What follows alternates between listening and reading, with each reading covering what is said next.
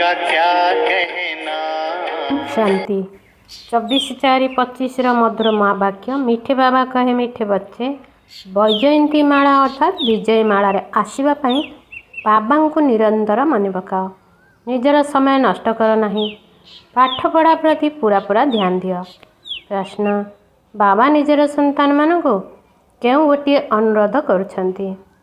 उत्तर, बाबा ये अनुरोध करुछंती मीठा मीठा पिला माने भल भाव पाठ पढ़, बाबांकर इज्जत रख, एपरी कौनसी खराब काम कर नहीं जहाद्वारा बाबांक नाम बदनाम हेब। सत्य पिता सत्य शिक्षक सद्गुरुंकर केबे हेले निंदा कराओ नहीं। प्रतिज्ञा कर जे पर्यंत पाठ पढ़ा चली से पर्यंत पवित्र निश्चिंत रहिबो। गीत, तुम्हें पाके हमने जहान पा लिया है। ओम शांति। एक कथा किए कहउछंदी जे तुमको पाई आमे सारा जगतर राजत्व पाइछु। एबे तुमे माने विद्यार्थी हेबा सहित संतान मध्य होइछ। तुमे माने ही एबे जानुछ बेहदर बाबा आम मानक विश्वर मालिक करिया पई आछंदी।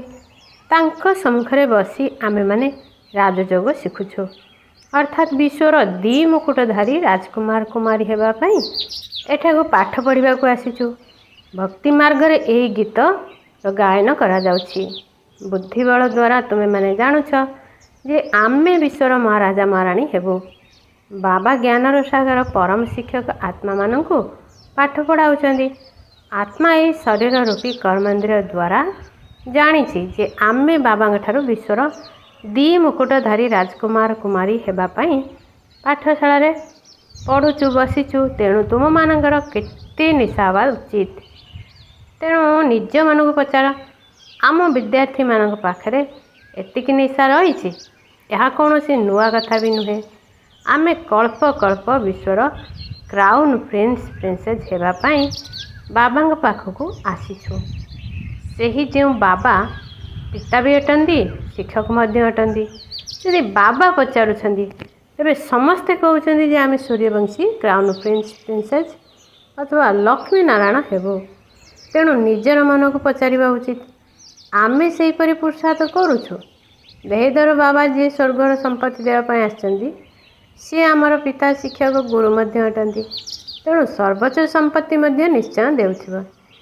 तेबे निजको देखिबा दरकार। मोर एति खुशी रहउची कि आज जो पाठ मु पढ़ुची काली मुकुटधारी राजकुमार हेबी। कहीं ना यह संग मटे ना। वर्तमान तुमे माने ए पारी रे अछ, पुणी से पारी रे थिबा स्वर्ग को जीवा पई पाठ पढ़ुछ। सेठाको आमे सर्वगुण संपन्न 16 कला संपन्न होई जिबा। तेणु निजको पचारिबा उचित, आमे सेही परी योग्य होइछु कि?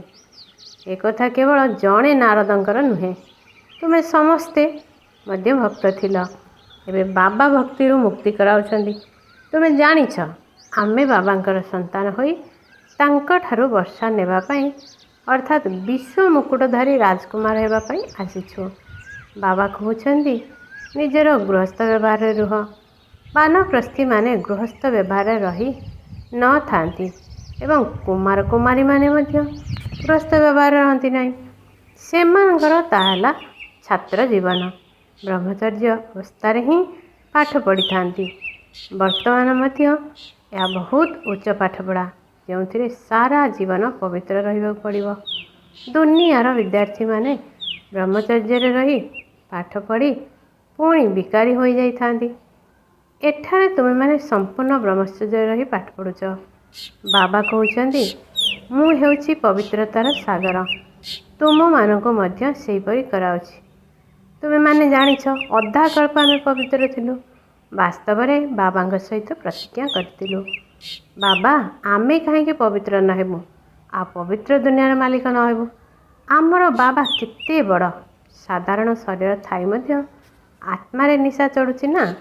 बाबा पवित्र कराइबा पई आछंती।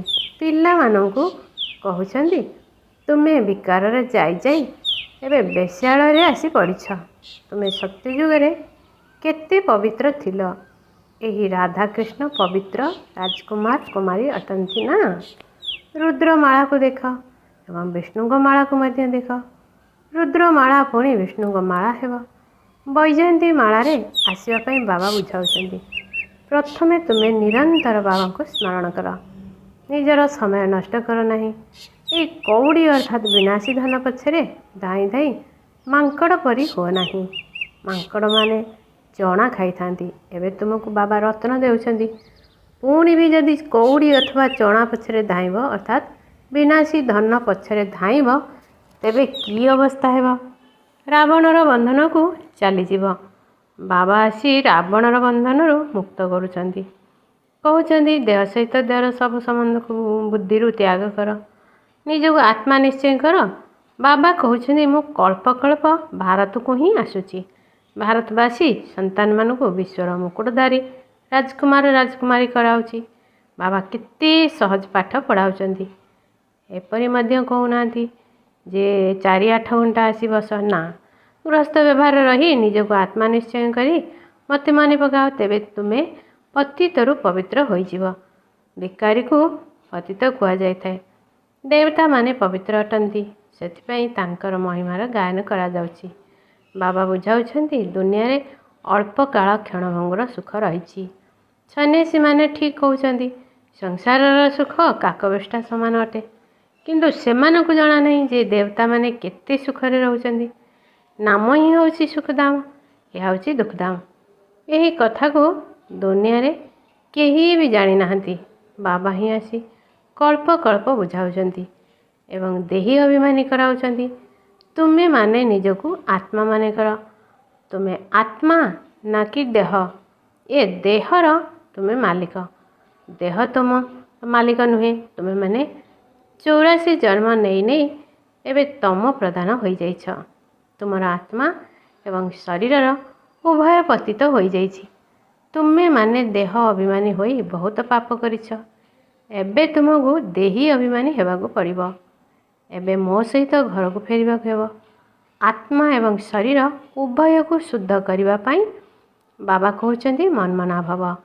ଅଧା କଳ୍ପ ହେବ ବାବା ତୁମକୁ ରାବଣ ଠାରୁ ସ୍ୱାଧୀନ କରି ଦେଇଥିଲେ। ଏବେ ପୁଣି ସେହି ସ୍ୱାଧୀନତା ଦେଉଛନ୍ତି।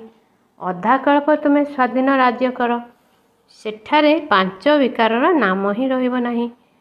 ଏବେ ଶ୍ରୀମତରେ ଚାଲି ଶ୍ରେଷ୍ଠ ହେବାକୁ ପଡ଼ିବ। ତେଣୁ ନିଜକୁ ପଚାର, ଆମ ଭିତରେ ବିକାର କେତେ ରହିଛି?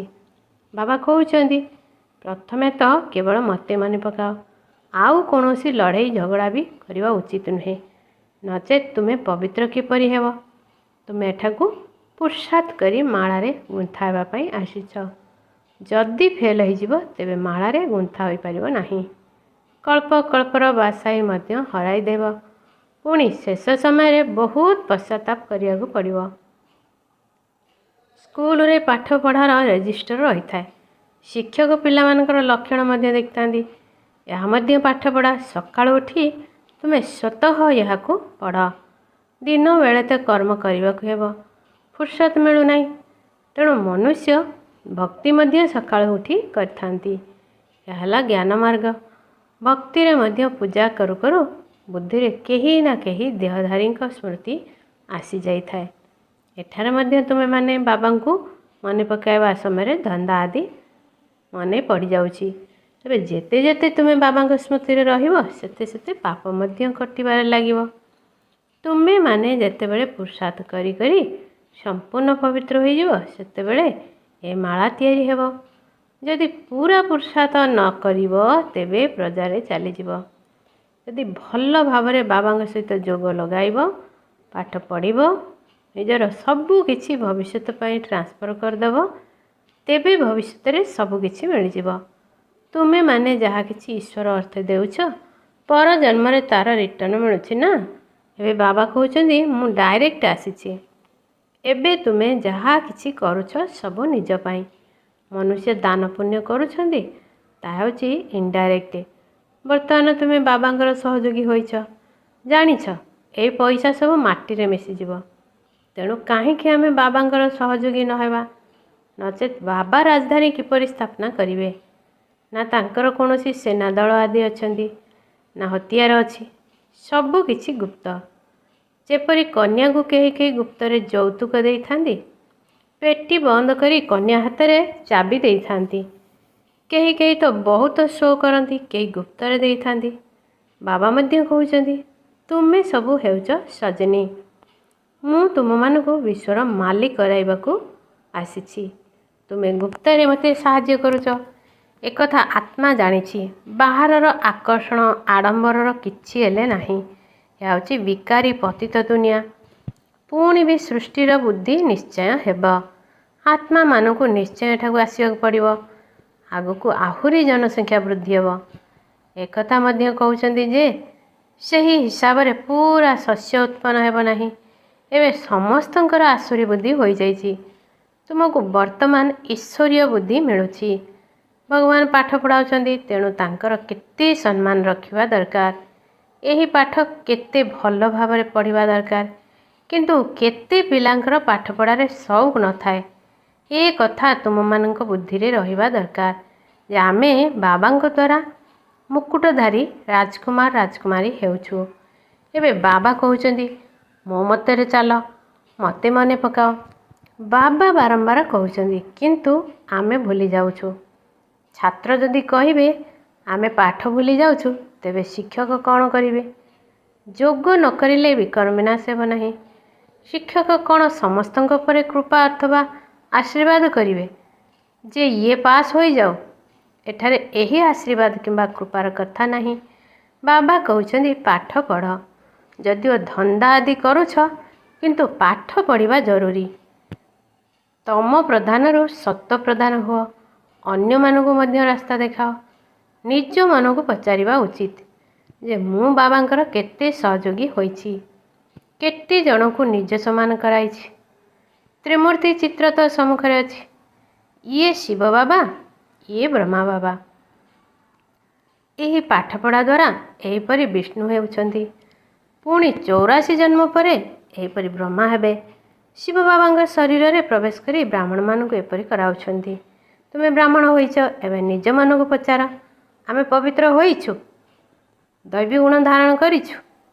ପୁରୁଣା ଦେହକୁ ଭୁଲିଛୁ? ଏହା ହେଲା ପୁରୁଣା ଜୋତା, ଅର୍ଥାତ୍ ପୁରୁଣା ଶରୀର। ଆତ୍ମା ପବିତ୍ର ହୋଇଗଲେ ଜୋତା ମଧ୍ୟ ଫାର୍ଷ୍ଟ କ୍ଲାସ୍ ମିଳିବ। ଏହି ପୁରୁଣା ଶରୀର ଛାଡ଼ି ନୂଆ ଶରୀର ଧାରଣ କରିବ। ଏହି ଚକ୍ର ଘୁରି ଚାଲିଛି। ଆଜି ପୁରୁଣା ଜୋତାରେ ଅଛ, କାଲି ଏହିଭଳି ଦେବତା ହେବ। ବାବାଙ୍କ ଦ୍ୱାରା ଭବିଷ୍ୟତ ଅଧାକଳ୍ପ ନିମନ୍ତେ ବିଶ୍ୱର କ୍ରାଉନ୍ ରାଜକୁମାର ହେଉଛ। ସେହି ରାଜତ୍ୱକୁ ଆମଠାରୁ କେହି ମଧ୍ୟ ଛଡ଼ାଇ ନେଇପାରିବେ ନାହିଁ। ତେଣୁ ବାବାଙ୍କ ଶ୍ରୀମତରେ ଚାଲିବା ଦରକାର ନା। ତେଣୁ ନିଜକୁ ପଚାର, ଆମେ କେତେ ବାବାଙ୍କ ସ୍ମୃତିରେ ରହୁଛୁ, କେତେ ସୁଦର୍ଶନ ଚକ୍ରଧାରୀ ହେଉଛୁ ଏବଂ ଅନ୍ୟମାନଙ୍କୁ କରାଉଛୁ। ଯିଏ କରିବ ସିଏ ପାଇବ।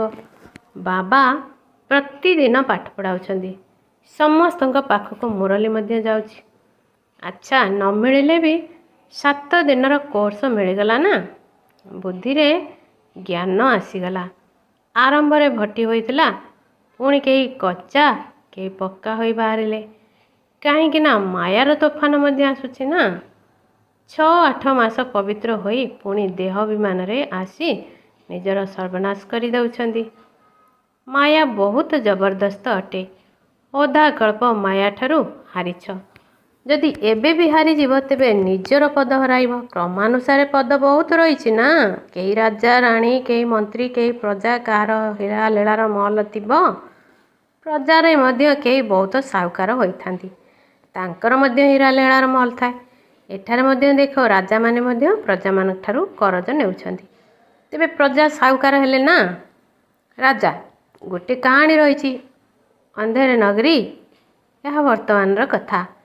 ଏବେ ତୁମର ନିଶ୍ଚୟ ରହିବା ଦରକାର ଯେ ଆମେ ବିଶ୍ୱର କ୍ରାଉନ୍ ପ୍ରିନ୍ସ ହେବା ପାଇଁ ପାଠ ପଢ଼ୁଛୁ। ଆମେ ବାରିଷ୍ଟର ଅଥବା ଇଞ୍ଜିନିୟର ହେବୁ। ଏ କଥା କେବେ ସ୍କୁଲରେ କ'ଣ ଭୁଲି ଯାଆନ୍ତି? କିନ୍ତୁ ଏଠାରେ କେହି ଚାଲୁ ଚାଲୁ ମାୟାର ତୋଫାନ ଲାଗିବା ଦ୍ୱାରା ପାଠ ପଢ଼ାକୁ ମଧ୍ୟ ଛାଡ଼ି ଦିଅନ୍ତି। ବାବା ସନ୍ତାନମାନଙ୍କୁ ଗୋଟିଏ ଅନୁରୋଧ କରୁଛନ୍ତି, ଅମୃତ ସନ୍ତାନମାନେ ଭଲ ଭାବରେ ପାଠ ପଢ଼ିଲେ ଭଲ ପଦ ପାଇପାରିବ। ବାବାଙ୍କ ଇଜ୍ଜତ ରଖ। ଯଦି ତୁମେ ଏପରି ଖରାପ କାମ କରିଲ, ତେବେ ବାବାଙ୍କର ନାମ ବଦନାମ କରିଦେବ। ସତ୍ୟ ପିତା, ସତ୍ୟ ଶିକ୍ଷକ, ସତ୍ଗୁରୁଙ୍କର ନିନ୍ଦା କରୁଥିବା ଆତ୍ମା ଉଚ୍ଚ ପଦ ପାଇପାରିବ ନାହିଁ। ବର୍ତ୍ତମାନ ତୁମେ ମାନେ ହୀରା ତୁଲ୍ୟ ହେଉଛ, ତେଣୁ କଉଡ଼ି ପଛରେ ପଡ଼ିବା ଉଚିତ ନୁହେଁ। ବ୍ରହ୍ମା ବାବାଙ୍କୁ ସାକ୍ଷାତକାର ହେଲା ଏବଂ ତୁରନ୍ତ କଉଡ଼ିକୁ ଛାଡ଼ିଦେଲେ। କହିଲେ, ଆରେ 21 ଜନ୍ମ ପାଇଁ ବାସାଇ ମିଳୁଛି, ପୁଣି ଏହାକୁ କ'ଣ କରିବି? ସବୁ ଦେଇଦେଲେ।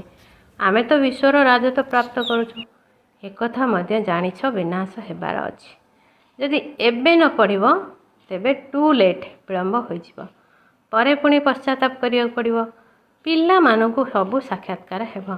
ବାବା କହୁଛନ୍ତି, ତୁମେ ଡାକୁଛ ମଧ୍ୟ, ହେ ପତିତ ପାବନ ଆସ। ଏବେ ମୁଁ ପତିତ ଦୁନିଆକୁ ତୁମ ପାଇଁ ଆସିଛି ଏବଂ ତୁମକୁ କହୁଛି ପବିତ୍ର ହୁଅ। ତୁମେ ପୁଣି ବାରମ୍ବାର ବିକାରଗ୍ରସ୍ତ ହୋଇଯାଉଛ। ମୁଁ ତ କାଳର କାଳ, ସମସ୍ତଙ୍କୁ ନେଇଯିବି। ତେବେ ସ୍ୱର୍ଗକୁ ଯିବା ପାଇଁ ବାବା ଆସି ରାସ୍ତା ବତାଉଛନ୍ତି, ଜ୍ଞାନ ଦେଉଛନ୍ତି ଯେ ସୃଷ୍ଟିଚକ୍ର କିପରି ଘୁରୁଛି। ଏହା ବେଦର ଜ୍ଞାନ ନା। ଯିଏ କଳ୍ପ ପୂର୍ବରୁ ଏହି ପାଠ ପଢ଼ିଥିଲେ ସେଇମାନେ ଆସି ପଢ଼ିବେ। ଏକଥା ମଧ୍ୟ ସାକ୍ଷାତକାର ହେଉଛି। ସମସ୍ତଙ୍କୁ ନିଶ୍ଚୟ ହୋଇଯାଉ ଯେ ବେଦର ବାବା ଆସିଛନ୍ତି। ଯେଉଁ ଭଗବାନଙ୍କ ସହିତ ମିଶିବା ପାଇଁ ଏତେ ଭକ୍ତି କରିଥିଲୁ, ସେ ନିଜେ ଏଠାକୁ ଆସି ପାଠ ପଢ଼ାଉଛନ୍ତି। ତେବେ ଏପରି ଭଗବାନ ପିତାଙ୍କ ସହିତ ଆମେ ସାକ୍ଷାତକାର କରିବା ଉଚିତ ନା। ଯଦି ପକ୍କା ନିଶ୍ଚୟ ଥିବ, ତେବେ କେତେ ଆନନ୍ଦରେ ଖୁସିରେ ଦୌଡ଼ି ଦୌଡ଼ି ଯାଇ ବାବାଙ୍କ ସହିତ ମିଶିବେ। ଏଥିରେ କୌଣସି ଠକାମିର କଥା ନାହିଁ। ଏପରି ମଧ୍ୟ ବହୁତ ଅଛନ୍ତି ଯେଉଁମାନେ କି ପବିତ୍ର ହେଉନାହାନ୍ତି, ପାଠ ଭଲ ଭାବରେ ପଢ଼ୁନାହାନ୍ତି, ବାସ୍ ଚାଲ ବାବାଙ୍କ ପାଖକୁ, ଏପରି ବୁଲାବୁଲି କରିବାକୁ ଆସିଯାଉଛନ୍ତି। ବାବା ପିଲାମାନଙ୍କୁ ବୁଝାଉଛନ୍ତି, ତୁମକୁ ଗୁପ୍ତରେ ନିଜର ରାଜଧାନୀ ସ୍ଥାପନା କରିବାକୁ ହେବ। ପବିତ୍ର ହେଲେ ହିଁ ତମ ପ୍ରଦାନରୁ ସତ ପ୍ରଦାନ ହୋଇପାରିବ। ଏହି ରାଜଯୋଗ ବାବା ହିଁ ଶିଖାଉଛନ୍ତି, ବାକି ସେମାନେ ସବୁ ତ ହଟଯୋଗୀ। ବାବା କହୁଛନ୍ତି, ନିଜକୁ ଆତ୍ମା ନିଶ୍ଚୟ କରି ମୋତେ ମନେ ପକାଅ, ଏହି ନିଶା ରଖ। ଆମେ ବେହେଦ ବାବାଙ୍କ ପାଖକୁ ବିଶ୍ୱର କ୍ରାଉନ୍ ପ୍ରିନ୍ସ ହେବା ପାଇଁ ଆସିଛୁ, ତେଣୁ ଶ୍ରୀମତରେ ଚାଲିବା ଦରକାର। କିନ୍ତୁ ମାୟା ଏପରି ଯେ କି ବୁଦ୍ଧିର ଯୋଗ ଭାଙ୍ଗି ଦେଉଛି। ଯେପରି ବାବା ସମର୍ଥ, ସେହିପରି ମାୟା ମଧ୍ୟ ସମର୍ଥ ଅଟେ। ଅଧା କଳ୍ପ ରାମଙ୍କର ରାଜ୍ୟ ଚାଲୁଛି, ଆଉ ଅଧା କଳ୍ପ ରାବଣର ରାଜ୍ୟ ଚାଲୁଛି, ଏକଥା ମଧ୍ୟ କେହି ଜାଣିନାହାନ୍ତି। ଆଚ୍ଛା, ମିଠେ ମିଠେ ଶିଖିଲ ଦେ ସନ୍ତାନମାନଙ୍କ ପ୍ରତି ମାତା ପିତା ବାପ ଦାଦାଙ୍କର ମଧୁର ସ୍ନେହ ସମ୍ପନ୍ନ ଶୁଭେଚ୍ଛା ଏବଂ ସୁପ୍ରଭାତ। ଆତ୍ମିକ ପିତାଙ୍କର ଆତ୍ମିକ ସନ୍ତାନମାନଙ୍କୁ ନମସ୍ତେ। ଆତ୍ମିକ ସନ୍ତାନମାନଙ୍କର ଆତ୍ମିକ ମାତା ପିତାଙ୍କୁ ନମସ୍ତେ ନମସ୍ତେ ନମସ୍ତେ। ଧାରଣା ପାଇଁ ମୁଖ୍ୟ ସାର। 1. ସଦା ସର୍ବଦା ଏହି ନିଶା ରହିବା ଉଚିତ ଯେ ଆମେ ଆଜି ପାଠ ପଢ଼ୁଛୁ, କାଲି ମୁକୁଟଧାରୀ ରାଜକୁମାର ରାଜକୁମାରୀ ହେବୁ। ତେଣୁ ନିଜ ମନକୁ ପଚାରିବା ଦରକାର, ମୁଁ ଏହିଭଳି ପୁରୁଷାର୍ଥ କରୁଛି ତ? ମୁଁ ବାବାଙ୍କୁ ସେତିକି ସମ୍ମାନ ଦେଉଛି ତ? ମୋର ପାଠପଢ଼ା ପ୍ରତି ସଉକ ଅଛି ତ? 2. ବାବାଙ୍କ କର୍ତ୍ତବ୍ୟରେ ଗୁପ୍ତ ସହଯୋଗୀ ହେବାକୁ ପଡ଼ିବ। ଭବିଷ୍ୟତ ପାଇଁ ନିଜର ବ୍ୟାଗେଜ୍ ଟ୍ରାନ୍ସଫର କରିବାକୁ ହେବ। କଉଡ଼ି ଅର୍ଥାତ୍ ବିନାଶୀ ପ୍ରାପ୍ତି ପଛରେ ସମୟ ନଷ୍ଟ ନ କରି ହୀରା ତୁଲ୍ୟ ହେବାର ପୁରୁଷାର୍ଥ କରିବାକୁ ହେବ। ବରଦାନ, ମନ ବୁଦ୍ଧିକୁ ମନ ମତରୁ ମୁକ୍ତ କରି ସୂକ୍ଷ୍ମ ବତନର ଅନୁଭବ କରୁଥିବା ଡବଲ ଲାଇଟ୍ ହୁଅ। କେବଳ ସଂକଳ୍ପ ଶକ୍ତିକୁ ଅର୍ଥାତ୍ ନିଜର ମନ ବୁଦ୍ଧିକୁ ଯଦି ସର୍ବଦା ମନ ମତରୁ ମୁକ୍ତ ରଖିବ, ତେବେ ଏଠାରେ ରହି ମଧ୍ୟ ସୂକ୍ଷ୍ମ ବତନର ସମସ୍ତ ସିନେରୀ ଗୁଡ଼ିକୁ ଏହିଭଳି ସ୍ପଷ୍ଟ ଅନୁଭବ କରିବ, ଯେପରି ଦୁନିଆର କୌଣସି ବି ସିନ୍କୁ ସ୍ପଷ୍ଟ ଭାବରେ ଦେଖିପାରୁଛ।